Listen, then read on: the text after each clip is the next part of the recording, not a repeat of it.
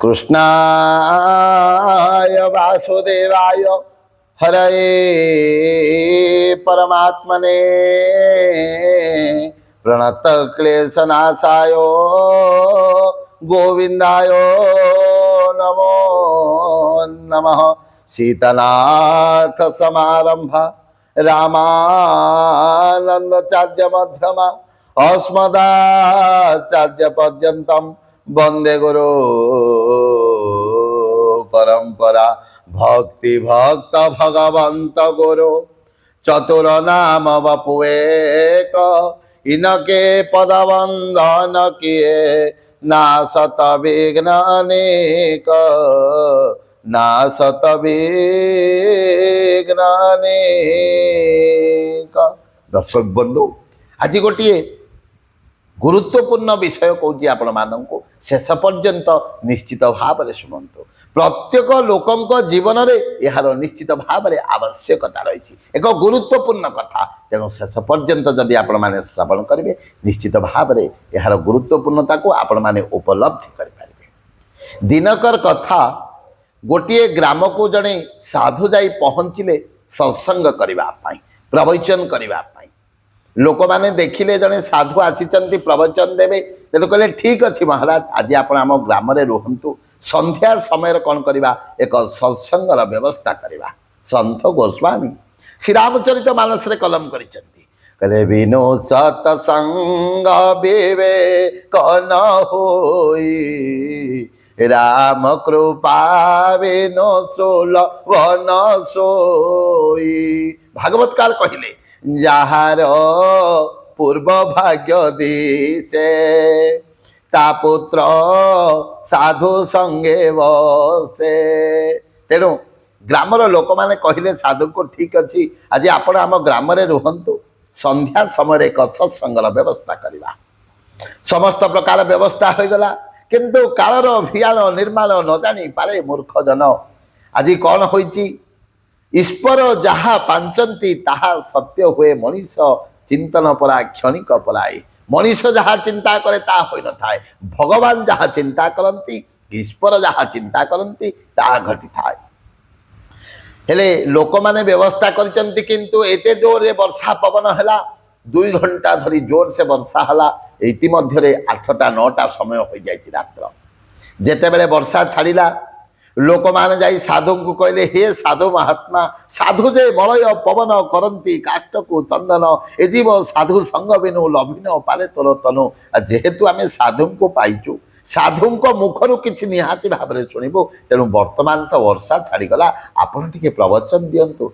साधु कहले अरे एते राति रे किए शुणिबो नाई आज्ञा गाँ सारा लोक अनै रहिचंती आपणक मुख निश्रुत वाणी टिके श्रवण करबा पाई। जेतेबेले साधु को एभली कहिचंती साधु कहले ठीक अच्छे प्रवचन आयोजन हो गला। साधु प्रवचन दौचंती इति अवसर रे जड़े चोर कौन करथिला चोरी करी फेरुथिला ता बापा कहितेले बाप देखे केबे मध्य कोनसी सत्संग को जीवु ना कोनसी साधु संग करिबो ना। हेले चोर आउ जेतेबेले देखिबो कोटी प्रवचन पत्र चलीची तू कौन करिबो कानटा को बंद कर देई जीवु। हेले से चोरटा हठात कानटा बंद करने पूर्वर ता कान रे पड़गला कौन ना 3टी कथा जदि सब बेले मन रखि जीवन में पालन कर कौन सी विपत्ति आसब ना कौन ना केबे मध्य अन्यर जिनिस को चोर को चोरी करब नाही मादक द्रव्य सेवन करब नाही मद पीब नाही आउ मिथ्या कहब नाही सत्यम वद धर्मम चर। चोरर कान रे 3टी कथा पड़गला चोर घर को गला किंतु भगवान चिंता अलग। आज चोर जिते बड़े राति शोची बारंबार यही कथा तार मन को आसला ना कौन चोरी करिब नाही सबुठारु महापाप मद पीब नाही महापाप आउ कौन मिथ्या मध्य कहब नाही। चोर चिंता कला जिते बड़े राति प्राय 12टा 1 होइथिबो चोर चिंता कला जीवी साधु पाखक पादटा को धरबी पचारि केमिति मु एथिरु मुक्ति पाइबी। चोर चलीगला साधु जोटी शोते कबाटा को खोलिला जाई साधुंकर पाद को धरीदेला चोर। महाराज पचारुचंती अरे तुमे किए ना आज्ञा मु चोर से चोर आपण आज प्रवचन देवा समय मु शुणिली यही कथा चोरी करिब नाही मिथ्या कहब ना मद पीब ना मुझे 3टे जाक कम करुँ मु केमिति मुक्ति पाइबी आ मुक्ति पाइबार रास्ताटा मत बतई दिंतु। साधु चिंता कले चोर लोक भुजियाली धरी जदि आको ठीक कथा न कवि काले भुजाली चलैदेव तेणु साधु तो कि भय तांको सी तो समस्त त्याग करिसंती ना। साधु कहले देख तुम्हें तो तीन जाक त्याग न करि पारिबी बोली कहूच तेणु ताहले जीवन रो गोटे जिनिस तुम त्याग कर निश्चित भाव में भगवान निकटतर हम। से समय चोर कहला देखंतु मु जदि चोर काम छाड़देवी मो जीवन गुजरान मेन्टे पारि ना परिवार पालन पोषण करें तेणु चोरी करी आउ मद जदि मु न पीबी आज्ञा निर्भय कुआड़े जापारि ना तेणु भय दूर करने मद पीवा पड़ो। तृतीय कथाटी जो मिछ कहवा कथा कहते मु आज चेष्टा करी सब बेले सत कथा कहवाई सब बेले सत कहि आउ केबे मध्य मिछ कहबी ना। चोर यही कथाटी साधु ठारू प्रतिज्ञा करिगला प्रतिज्ञा कर जाइए जे केबे मध्य मिछ कहब ना सब बेले सत कथा कहब।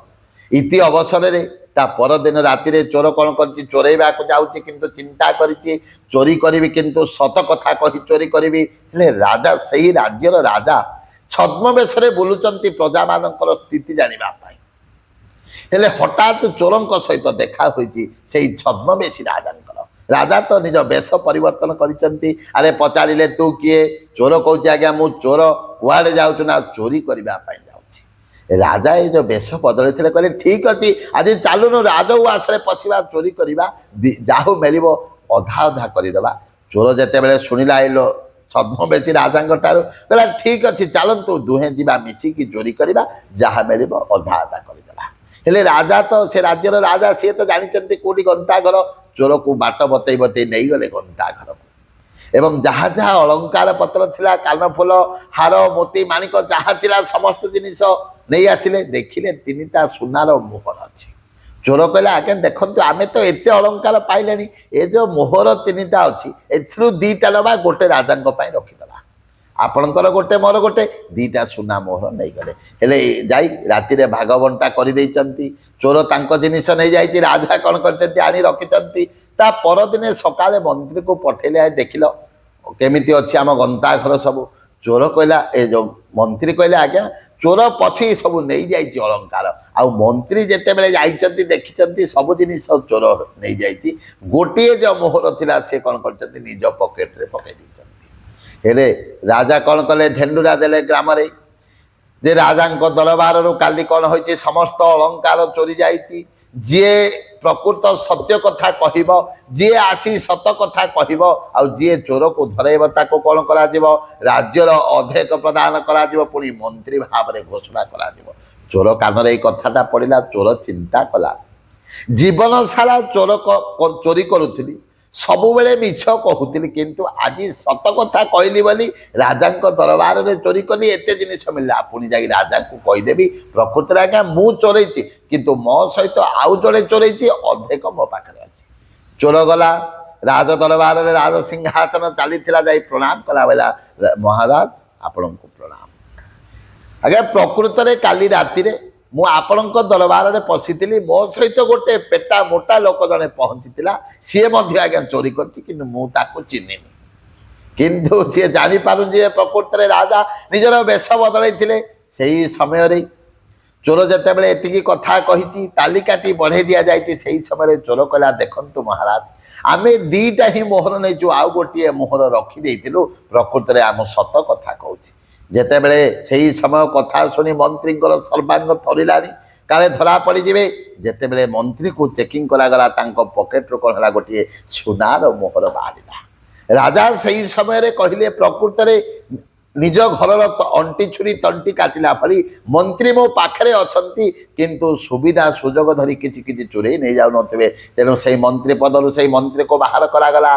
चोर को कौन करागला मंत्री पदर घोषित करागला एवं राज्यर अर्थेक प्रदान करागला एभली भाव में किछि दिन गला मु कहीं कहूँ आपण मैंने बुझीपारे आपण मैंने निर्यास पहुँचे हेले मंत्री पदर घोषित करागला से मंत्री पदर बसिले पूरा गाड़ी मिलला धलार यूनिफॉर्म मिलला पूरा कोट बुट पकई प्रत्येक दिन बुलंती हेले दिने जाउचंती हठात देखिले जो साधु द्वारा जीवन में एते बड़ परिवर्तन आसीथिला से साधु हठात दिने चाली चाली जाउचंती ଯିବା ସମୟରେ ହଠାତ୍ ଆଙ୍କର ଦେଖିଦେଲେ ରାଜାଙ୍କ ମୁହାଁମୁହିଁ ହୋଇଗଲେ। ଏ ଯେଉଁ ମନ୍ତ୍ରୀ ଯାଇ ଦେଖିଦେଲେ ସାଧୁଙ୍କୁ, ଯାଇ ଗାଡ଼ିରୁ ଓହ୍ଲାଇ ପଡ଼ିଗଲେ ସେଇ ସାଧୁଙ୍କ ପାଦ ତଳେ।